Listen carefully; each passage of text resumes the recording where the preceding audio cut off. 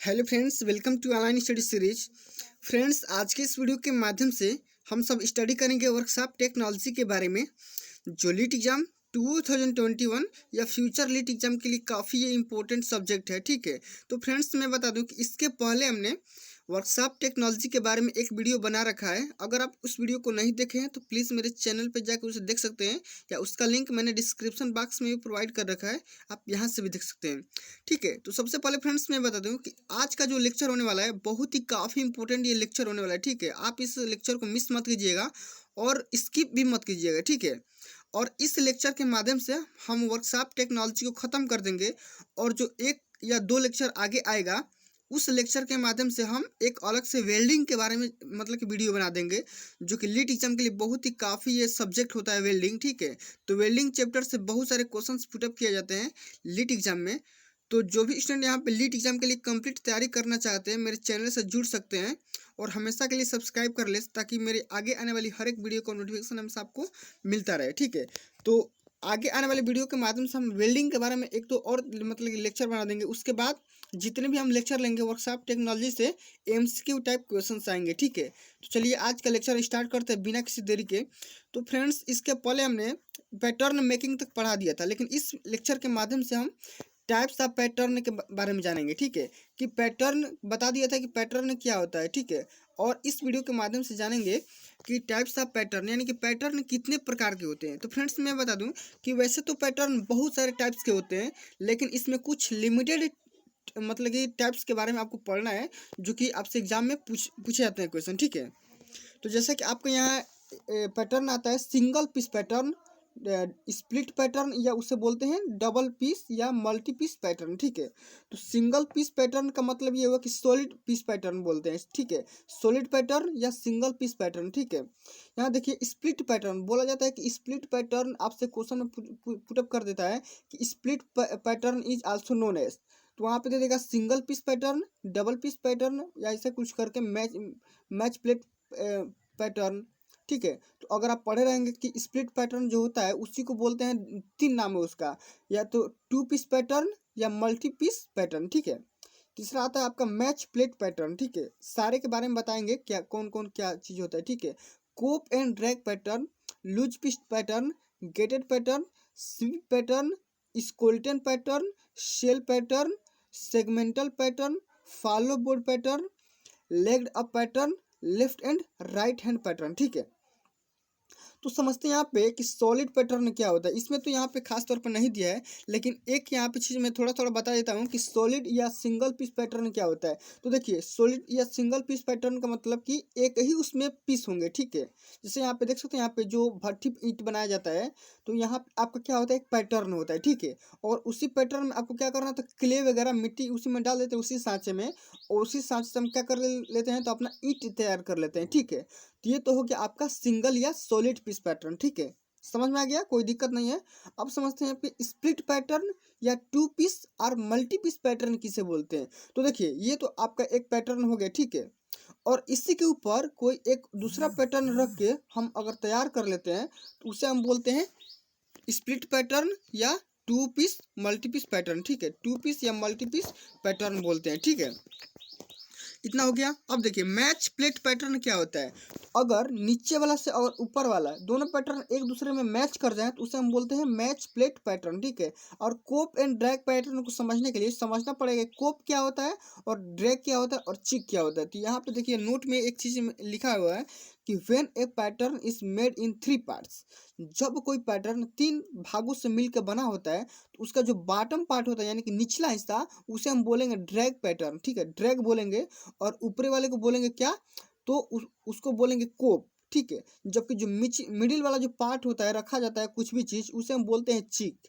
तो देखिए ये चीज़ हमेशा एग्जाम में पूछा जाता है कि कोई भी एक मतलब कि टू पीस या मल्टी पीस पैटर्न है। ठीक है, तो कोप क्या होता है, ड्रैग क्या होता है और चिक क्या होता है। तो नीचे वाले पार्ट को बोलेंगे, बॉटम पार्ट को बोलेंगे क्या, तो ड्रैग, अपर पार्ट को बोलेंगे क्या, तो कोप। ठीक है, और बीच वाले पार्ट को क्या बोलेंगे, तो चिक बोलेंगे। ठीक है, समझ में आ गया, कोई दिक्कत नहीं है।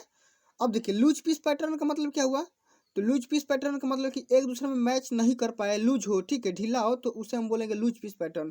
गेटेड पैटर्न का मतलब ये हुआ कि सभी पैटर्न में तो गेट होते हैं, लेकिन गेटेड पैटर्न में एक स्पेशली टाइप का गेट बनाया जाता है जो कि मोल्टन मटेरियल को डाला जाता है, ठीक है। चलिए इसी तरह यहाँ पे अब कोई भी यहाँ पे जितने भी पैटर्न है थोड़ा सा इंपॉर्टेंट नहीं है, ठीक है, तो बस आपको इतनी जानकारी चाहिए थी, ठीक है।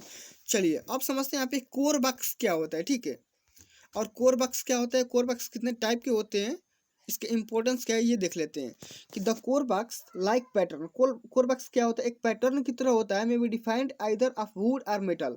देखिए ये कोर बॉक्स जो होता है लकड़ी या मेटल का हो सकता है, ठीक है, किसी भी चीज़ से आप बना सकते हैं, लेकिन the core box are used for a casting requiring core.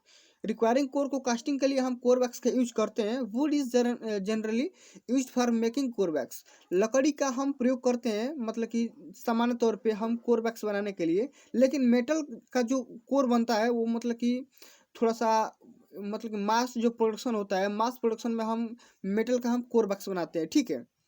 चलिए कोर बॉक्स यहाँ पे देख लेते हैं कितने टाइप का होता है। तो हाफ कोर बॉक्स हो गया, डंप कोर बॉक्स हो गया, स्प्लिट कोर बॉक्स हो गया, स्ट्रिकल कोर बॉक्स हो गया, right and left hand core box हो गया, ठीक है। उसी तरह यहाँ पे हो जाएगा loose piece core box, gang core box, ठीक है।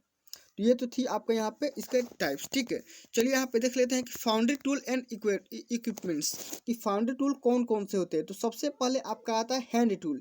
तो हैंड टूल का मतलब क्या हुआ कि हैंड टूल मतलब कि आप हाथ से ये इस टूल का यूज कर सकते हैं। जैसे आप यहाँ पे देख सकते हैं यहाँ पे सॉवेल, ठीक है, या रीडल, रैमर, ठीक है, ये सब क्या है, तो हैंड टूल है। आप हाथ से इन टूलों को फाउंड्री शॉप में या फाउंड्री टूल के माध्यम से यूज कर सकते हैं, ठीक है। तो उसी को हम क्या बोलते हैं, तो हैंड टूल बोलते हैं। अब सावल का मतलब क्या हुआ, तो आप जानते हैं ना बेलचा, ठीक है, आप बेलचा बहुत बार देखे होंगे, ठीक है।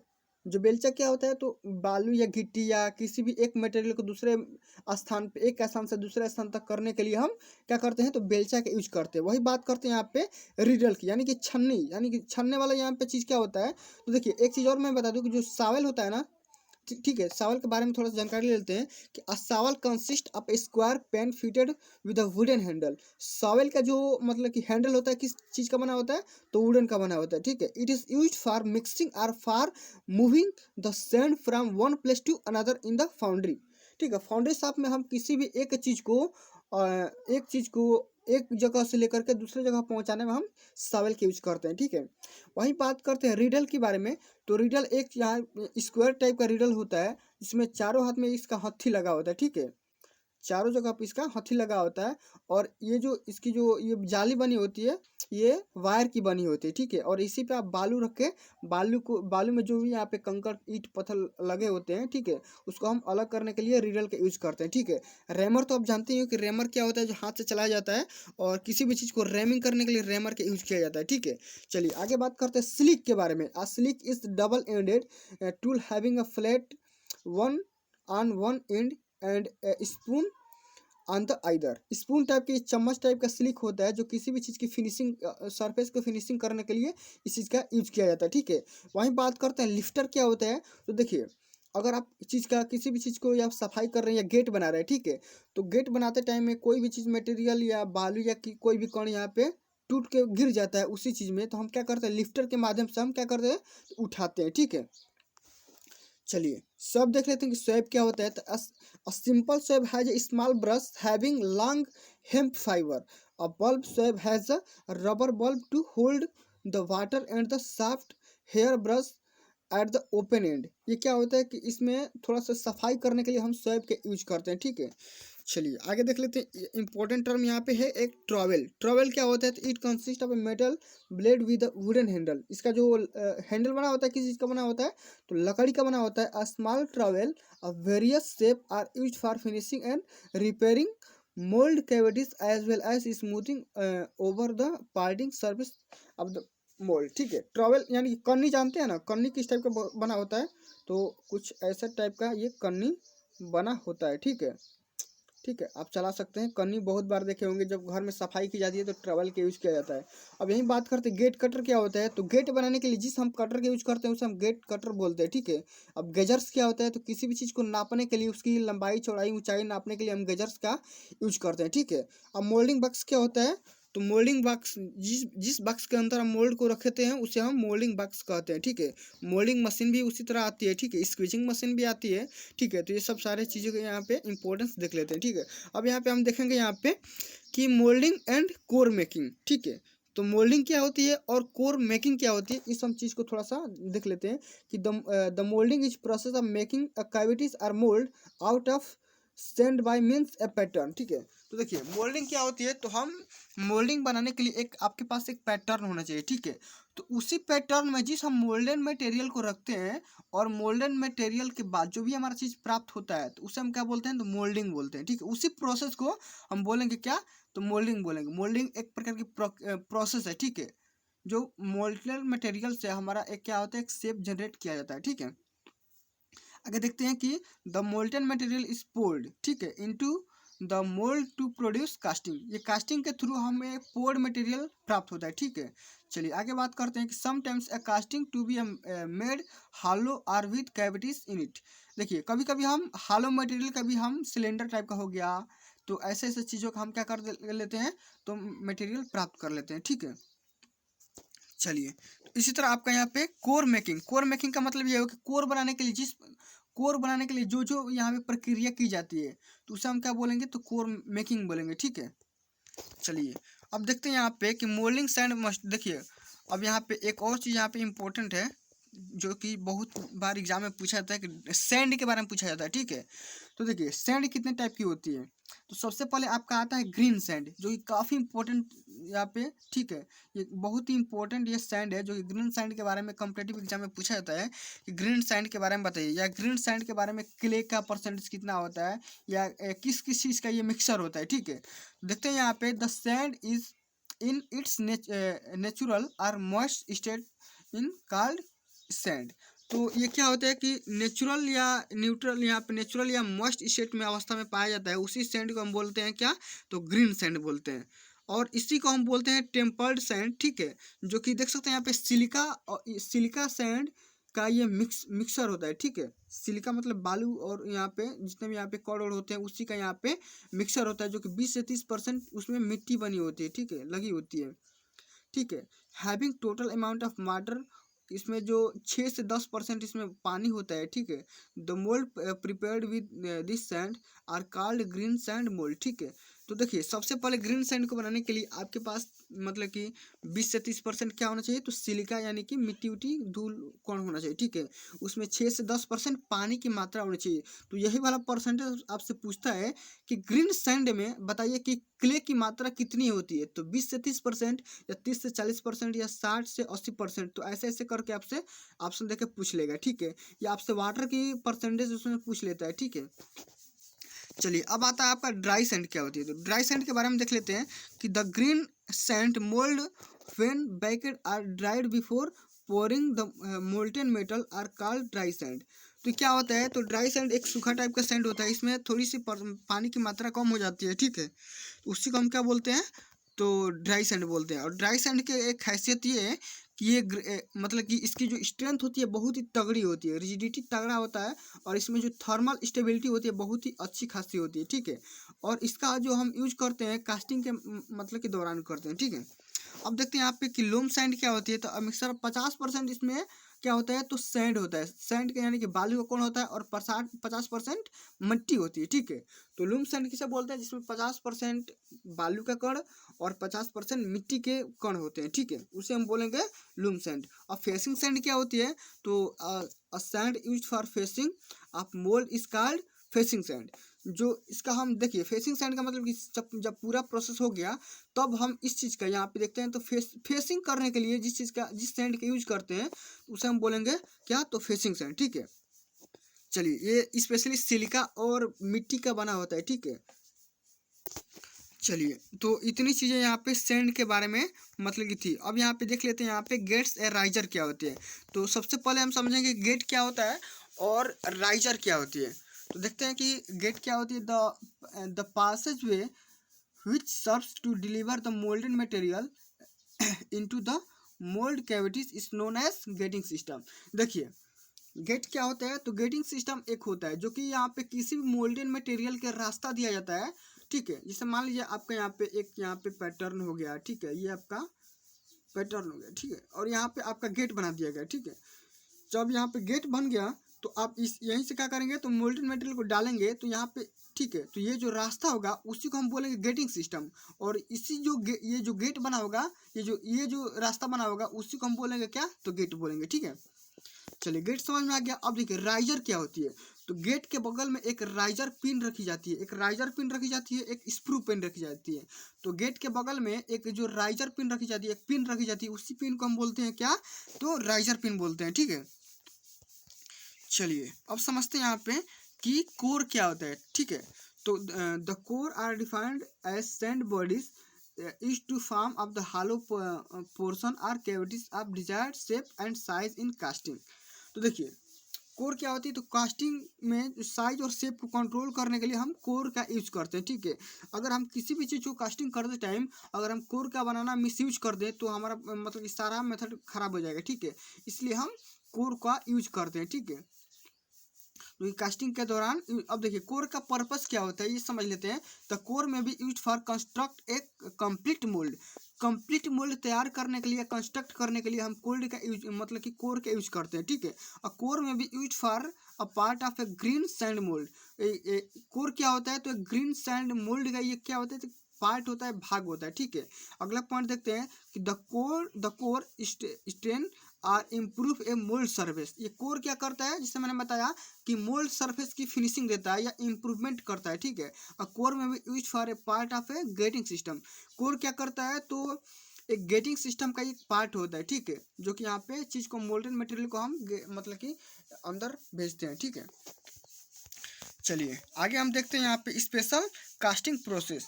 तो कौन कौन से कास्टिंग प्रोसेस है स्पेशल टाइप के, तो देख लेते हैं। सबसे पहले आपका आता है परमानेंट मोल्ड कास्टिंग।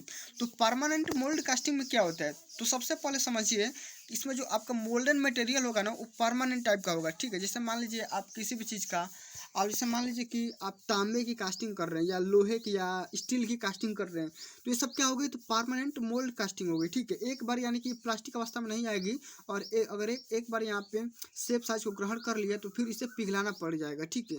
तो इसे हम क्या बोलते हैं, तो परमानेंट मोल्ड कास्टिंग बोलते हैं। समझते हैं यहाँ पे क्या होता है, a casting made by pouring molten metal by gravity into a mould made of some metallic alloy or other material of permanence is known as permanent mold casting।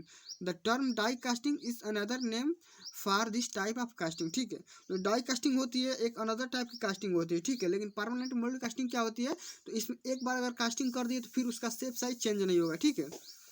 चलिए आगे देखते हैं यहाँ पे स्लश कास्टिंग क्या होती है। तो the slush casting is special application involving the use of permanent mould casting. ये भी एक परमानेंट ही कास्टिंग होती है, जो कि आप it is use for casting low melting temperature ally. इसका जो टेम्परेचर होता है, इस एलाई की जो टेम्परेचर होता है थोड़ी सी इसके अकॉर्डिंग लो होता है, ठीक है। इसलिए इसे स्लश कास्टिंग बोला जाता है, ठीक है। चलिए आगे देखते हैं यहाँ पे डाई कास्टिंग, जो कि मैंने बताया था कि जो डाई कास्टिंग होती है जो कि अदर टाइप की कास्टिंग होती है, तो इसके बारे में जानकारी ले लेते हैं। का डाई कास्टिंग इसे हम बोलते हैं pressure die casting. Die casting का एक अलग नाम भी होता है, उसे क्या बोलते हैं, कि प्रेशर डाई कास्टिंग भी बोलते हैं। May be defined as the casting which uses permanent mould die casting. The molten metal is introduce into its by means of pressure following are two types die casting machine commonly used for die casting, ठीक है। तो सबसे पहले die casting में क्या होता है, तो एक आपका डाई होता है और उसी के अंदर हम क्या कर देते हैं, तो कास्टिंग कर देते हैं, ठीक है। तो आपकी जो डाई कास्टिंग आती है दो टाइप की होती है। सबसे पहला आता है आपका हार्ट चेम्बर डाई कास्टिंग, ठीक है, और जो दूसरा आता है आपका कोल्ड चेम्बर डाई कास्टिंग। तो समझते हैं आपका कि हार्ट चेम्बर डाई कास्टिंग और यहाँ पे कोल्ड चेम्बर डाई कास्टिंग में अंतर क्या है, ठीक है। तो इसमें जो चेम्बर बना होता है कास्टिंग करने के लिए, जो कि यहाँ पे पूरी मशीन को चेम्बर बोलते हैं, ठीक है। तो जो आपका चेम्बर बना होता है वो होता है आपका हार्ट चेम्बर, यानी कि जो आपका रिक्रिस्टलेशन टेम्परेचर जो होता है उसका जो टेम्परेचर होता है इस मटेरियल से अधिक होता है, ठीक है। लेकिन कोल्ड चेम्बर डाई कास्टिंग में जो इसका रिक्रिस्टलाइजेशन टेम्परेचर होता है उसके नीचे ये प्रोसेस किया जाता है, ठीक है। तो दोनों में बस इतना ही अंतर होता है, ठीक है। चलिए यहाँ पे समझ लेते हैं कि सेंट्रीफ्यूगल कास्टिंग क्या होती है। तो ये बहुत ही इंपॉर्टेंट ये कास्टिंग है, इसके बारे में डिटेल जानकारी लेते हैं। A casting process in which molten metal is poured are allowed to solidified while the mold is revolving is known as centrifugal casting. Centrifugal pump के थ्रू ये होता है, जिसमें हम सेंट्रीफ्यूगल प्रोसेस के थ्रू हम ये कास्टिंग करते हैं, ठीक है। अब देखिए देख लेते हैं यहाँ पे the casting produced under the centrifugal force. इसमें एक फोर्स टाइप का लगता है, इसे हम बोलते हैं सेंट्रीफ्यूगल फोर्स, ठीक है। उसी के दौरान ये सेंट्रीफ्यूगल कास्टिंग ये मतलब कि एंड की जाती है, ठीक है। The process is specially employed for the casting articles of symmetrical shape. इसमें क्या होता है, एक सिमेट्रिकल टाइप का शेप बना होता है, ठीक है। ये चीज़ बहुत ही ज़रूरी चीज़ होता है, ये जो सिमेट्रिकल शेप है ना, ये बहुत ही मतलब कि तगड़ा इसमें कॉमन वर्ड है, ठीक है। जो कि इसमें सेंट्रीफ्यूगल कास्टिंग में एक आपका सिमेट्रिकल शेप होता है और उसी शेप में हम ये कास्टिंग को फिनिश करते हैं, ठीक है। जो कि फेरस और नॉन फेरस मेटल को दोनों को हम इस प्रोसेस में कास्टिंग कर सकते हैं, ठीक है। चलिए अब यहाँ पे आगे बात करते हैं कि डिफेक्ट इन कास्टिंग। तो कास्टिंग में कौन कौन से डिफेक्ट आते हैं, इसकी ये जो मतलब की चीज़ है ना, बहुत ही इंपॉर्टेंट चीज़ है, ठीक है। तो सबसे पहले आपका आता है मोल्ड शिफ्ट। तो कभी कभी हम क्या करते हैं कि कास्टिंग तो सही से कर लेते हैं, लेकिन कास्टिंग करने से पहले हम मोल्ड का जो शिफ्टिंग होती है अच्छे से नहीं कर पाते हैं, कुछ मिस हम इसमें क्या कर देते हैं कि थोड़ी सी गलती कर देते हैं, ठीक है। जिससे मैंने बताया ये ड्रैग बॉक्स हो गया, ये कोप बॉक्स हो गया और यहाँ पे बीच में यहाँ पे चीक हो गया, ठीक है। तो दोनों जो ये जो यहाँ पे अपर यहाँ पे और जो यहाँ पे बॉटम जो इसका पार्ट है, तो आपस में इसकी जो शिफ्टिंग है अच्छी खासी नहीं है, ठीक है। तो यह उल्टा पुल्टा यहाँ पे अगर शिफ्ट हो जाए तो उसे हम बोलेंगे मोल्ड शिफ्ट का हो जाना, ठीक है। तो मोल्ड इधर से उधर अगर मिसमैच हो जाएगा तो उस हम मतलब कि डिफेक्ट को बोलेंगे मोल्ड शिफ्ट, ठीक है। चलिए आगे देखते हैं स्वेल की प्रॉब्लम आती है। तो स्वेल की प्रॉब्लम में मोल्ड जो होता है या तो इनलार्जमेंट होता है हो जाता है या जनरल इनलार्जमेंट हो जाता है, ठीक है। इसका जो लोकेशन गड़बड़ हो जाता है उस हम डिफेक्ट को बोलते हैं स्वेल की डिफेक्ट, ठीक है। चलिए आगे हम देखते हैं कि फिन्स एंड फ्लैश टाइप के यहाँ पे डिफेक्ट आता है, उसे हम क्या बोलते हैं कि there is thin projection of metal non intended as part of casting, this usually occurs at the parting line of the mould, ठीक है। इसमें फिन्स एंड फ्लैश टाइप में ये होता है कि जो इसका प्रोजेक्शन मेटल का जो प्रोजेक्शन होता है सही तरीके से नहीं हो पाता है, ठीक है। अब देखते हैं यहाँ पे सैंड वाश की जो प्रॉब्लम आती है ये क्या होती है, it is usually occurs near the ingates at rough length of the surface of the casting. देखिए सैंड वाश में क्या कर रहे हैं, तो इसमें हमारा जो सरफेस होता है अच्छे से फिनिश नहीं हो पाता है, इसलिए हम इसे सैंड वाश की प्रॉब्लम हमको झेलनी पड़ती है, ठीक है। अब आगे हम बात करते हैं श्रिंकेज। सबसे इसमें जो इंपॉर्टेंट चीज़ है ना, श्रिंकेज और हार्ड ईयर्स को समझना बहुत ही कंपलसरी है कि श्रिंकेज क्या होता है और हार्ड ईयर्स की प्रॉब्लम क्यों आती है। तो सबसे पहले हम क्या कर देते हैं कि जब हमारा कास्टिंग का प्रोसेस खत्म हो जाती है तो देखते हैं कि जैसे मैंने बताया कि जो सैंड होती है उसमें कभी कभी सैंड में 50% तो कभी कभी 6 से 10% तक ही हमारा वाटर होता है, ठीक है। तो वाटर क्या कर देता है, तो वाटर वेपोराइजेशन के प्रोसेस में क्या कर देता है, तो ऊपर उड़ने लगता है, ठीक है। जब ऊपर उड़ने लगे वाष्प बन के तो जब वाष्प बन के ऊपर उड़ता है तो उसमें श्रिंकेज की मतलब कि प्रॉब्लम कंट्रैक्शन की प्रॉब्लम आ जाती है, ठीक है। तो उसी हम प्रोसेस को यहाँ पे छीद टाइप के यहाँ पे हो जाता है, ठीक है। तो उसी को हम बोलते हैं क्या, तो श्रिंकेज बोलते हैं, ठीक है। और वहीं बात करते हैं तो श्रिंकेज और हार्ड ईयर्स एक दूसरे से कोरिलेट हैं। तो यहाँ पे देख सकते हैं यहाँ पे डिसकंटिन्यूटी आ जाती है मेटल्स में जो, ठीक है, उसी को हम बोलते हैं क्या, तो हार्ड ईयर्स, ठीक है। इसमें भी हमारा वाटर के बुलबुले ऊपर उड़ जाते हैं, ठीक है। अब यहाँ पे हम देखेंगे कि यहाँ पे पोर साइट क्या होता है, ठीक है। तो it occurs when a mould cavities is not complete filled because of insufficient metal. Pour site क्या होता है, तो इसमें पूरी तरीके से आपका जो कैविटी होती है कंप्लीट नहीं हो पाती है, तो उस डिफेक्ट को हम बोलते हैं क्या, तो पोर शॉर्ट बोलते हैं, ठीक है। तो फ्रेंड्स आज के लिए बस इतना है, मिलते हैं अगली वीडियो में। जो आपका अगला वीडियो होगा वो वेल्डिंग से यहाँ पे रिलेटेड होगा, ठीक है। तो वेल्डिंग के बारे में हम एक से दो लेक्चर लेके आएंगे, ठीक है। और वेल्डिंग को ख़त्म कर देंगे और उसके बाद जो हमारा लेक्चर चलेगा वो MCQ टाइप के क्वेश्चन चलेगा, ठीक है। तो फ्रेंड्स आज के लिए बस इतना है, मिलते हैं अगली वीडियो में। Thanks for watching this video. जय हिंद, जय भारत, वंदे मातरम।